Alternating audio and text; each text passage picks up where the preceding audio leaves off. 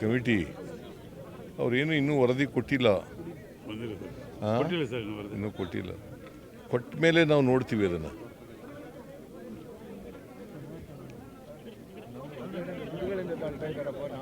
Sir 9 ವರ್ಷಗಳ ನಂತರ ಮೇಲ್ಸೇತುವೆ ಉದ್ಘಾಟನೆ ಆಗ್ತಾ ಇದೆ.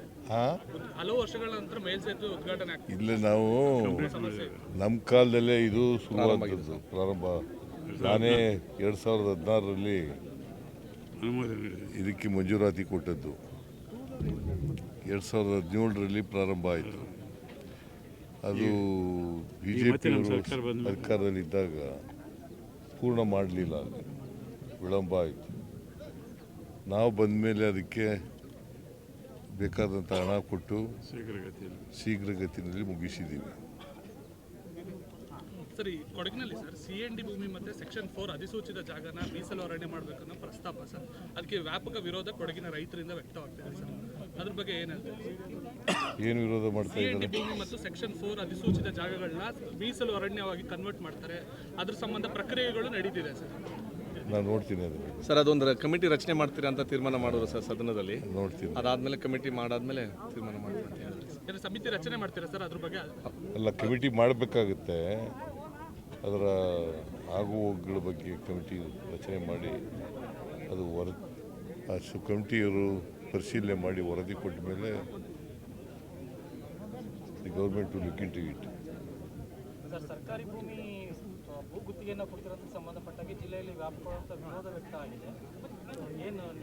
ಸರ್ಕಾರಿ ಭೂಮಿ ಕೊಟ್ಟರೆ ಯಾಕೆ ವಿರೋಧ?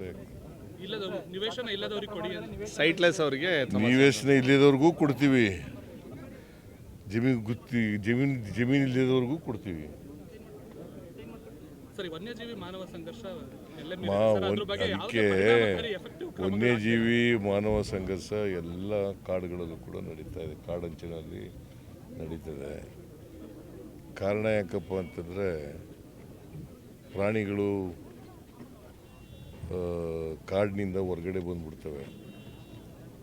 ಆನೆಗಳು, ಚಿರತೆಗಳು, ಹುಲಿಗಳು ಇವೆಲ್ಲ ಬಂದುಬಿಡ್ತವೆ. ಒಂದು ಪ್ರಾಣಿಗಳು ಜಾಸ್ತಿ ಆಗಿರೋದು ಕರ್ನಾಟಕದಲ್ಲಿ, ಆನೆಗಳು, ಹುಲಿಗಳು, ಚಿರತೆಗಳು.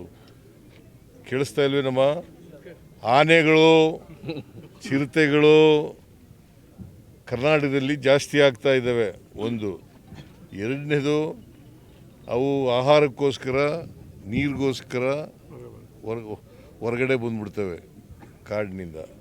ಸೊ ಹಾಗಾಗಿ ನಾವು ಈಗ ಬ್ಯಾರಿಕೇಡನ್ನು ನಿರ್ಮಾಣ ಮಾಡ್ತಕ್ಕಂಥ ಕೆಲಸವನ್ನು ಮಾಡ್ತಾಯಿದ್ದೀವಿ. ಅವು ಪ್ರಾಣಿಗಳು ಹೊರಗಡೆ ಬರದ ರೀತಿ ನೋಡ್ಕೊಳ್ತಕ್ಕಂಥ ಎಲ್ಲ ಪ್ರಯತ್ನಗಳನ್ನು ಮಾಡ್ತೀವಿ. ಹಾಗಾಗಿ ಮಾನವ ಸಂಘರ್ಷ ಇದೆಯಲ್ಲ, ಪ್ರಾಣಿಗಳ ಜೊತೆ ಮಾನವ ಸಂಘರ್ಷ, ಅದನ್ನು ತಪ್ಪಿಸಲಿಕ್ಕೆ ಎಲ್ಲ ಕೆಲಸಗಳನ್ನು ಮಾಡ್ತೀವಿ ನಾವು. ಸರ್, ನಾಳೆ ಸೆಂಟ್ರಲ್ ಬಜೆಟ್ ಮಂಡನೆ ಆಗ್ತಿದೆ, ಬಟ್ ನೀವು ಈಗಾಗಲೇ ಹೇಳಿದ್ರೆ ನಮ್ದೇನು ನಿರೀಕ್ಷೆಯನ್ನು ಮಾಡ್ಲಿಕ್ಕೆ ಆಗಲ್ಲ ಅಂತೇಳಿ. ಬಟ್ ರಾಜ್ಯಕ್ಕೆ ಪ್ರಮಾಣದಲ್ಲಿ ತೆರಿಗೆ ಬರಬೇಕಾಗಿದೆ. ಮತ್ತೊಂದು ಕಡೆ ನಾವೆಲ್ಲ ಕೇಳಿದ್ದೀವಪ್ಪ, ಎಲ್ಲ ಕೇಳಿದ್ದೀವಿ. ಅವರು ಕ್ಯೂಡ್ರ ಥರ ಇದ್ದಾರಲ್ಲ.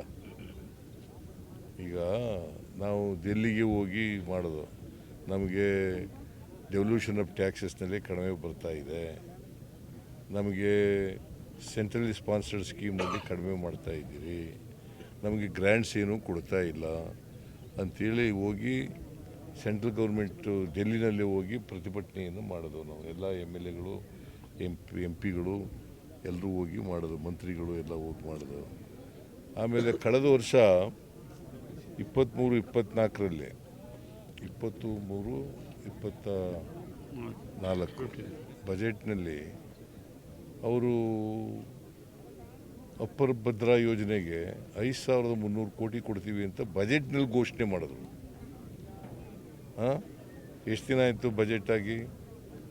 ಇವತ್ತಿನವ್ರಿಗೆ ಒಂದು ಪೈಸಾ ಕೊಟ್ಟಿದ್ದಾರಾ? ಅದಕ್ಕೆ ಹೇಳಿದೆ ನಾನು, ಈ ಸರ್ಕಾರದಿಂದ ನಿರೀಕ್ಷೆ ಮಾಡ್ತೀವಿ, ಬಟ್ ನಿರೀಕ್ಷೆ ಖುಷಿಯಾಗ್ತವೆ ಅಂತ ಹೇಳಿದೆ. ನಿರೀಕ್ಷೆ ಮಾಡೋದೇ ಇಲ್ಲ ಅಂತಲ್ಲ, ಯಾಕಂತಂದರೆ we are in a federal structure ಅಲ್ವಾ, ಒಕ್ಕೂಟದ ವ್ಯವಸ್ಥೆನಲ್ಲಿದ್ದೀವಿ. ಒಕ್ಕೂಟದ ವ್ಯವಸ್ಥೆನಲ್ಲಿರುವಾಗ ಕೇಂದ್ರ ಸರ್ಕಾರಕ್ಕೆ ತೆರಿಗೆ ಕೊಡ್ತೀವಿ. ನಮ್ಮ ತೆರಿಗೆ ವಸೂಲು ತಗೊಳ್ಳಿಕ್ಕೋಸ್ಕರವಾಗಿ ನಮಗೆ ನ್ಯಾಯಯುತವಾಗಿ ಬರಬೇಕಾದಂಥ ತೆರಿಗೆ ಇದೆಯಲ್ಲ ನಮ್ಮ ಪಾಲು ಅದನ್ನು ಪಡ್ಕೊಳ್ಳಿಕ್ಕೆ ನಿರಂತರವಾದಂಥ ಪ್ರಯತ್ನಗಳನ್ನು ಮಾಡ್ತೀವಿ. Okay, thank you. ಮೂಢ ವಿಚಾರಕ್ಕೆ ಸಂಬಂಧಪಟ್ಟಾಗೆ ಸ್ನೇಹಮಯಿ ಕೃಷ್ಣ ಹೋಯ್ತಾರಲ್ಲ ಸರ್, ಅವರಿಗೆ ಒಂದಷ್ಟು ಬಲ ತುಂಬಲಿಕ್ಕೆ ಪ್ರಾಣಿ ಬಲಿಯೆಲ್ಲ ಮಾಡಿರ್ತಕ್ಕಂಥದ್ದು. ಯಾರು? ಪ್ರಸಾದ್ ಅತ್ತಾವರ ಅಂತ ಏನು ಮಸಾಜ್ ಪಾರ್ಲರ್ ಮಂಗಳೂರಿನಲ್ಲಿ ಆಯ್ತಲ್ಲ. ಹೆಚ್ಚಿನ ವಿಡಿಯೋಗಳಿಗೆ ಪ್ರತಿಧ್ವನಿ ಯೂಟ್ಯೂಬ್ ಚಾನೆಲ್ ಸಬ್ಸ್ಕ್ರೈಬ್ ಮಾಡಿ, ಬೆಲ್ ಐಕಾನ್ ಕ್ಲಿಕ್ ಮಾಡಿ.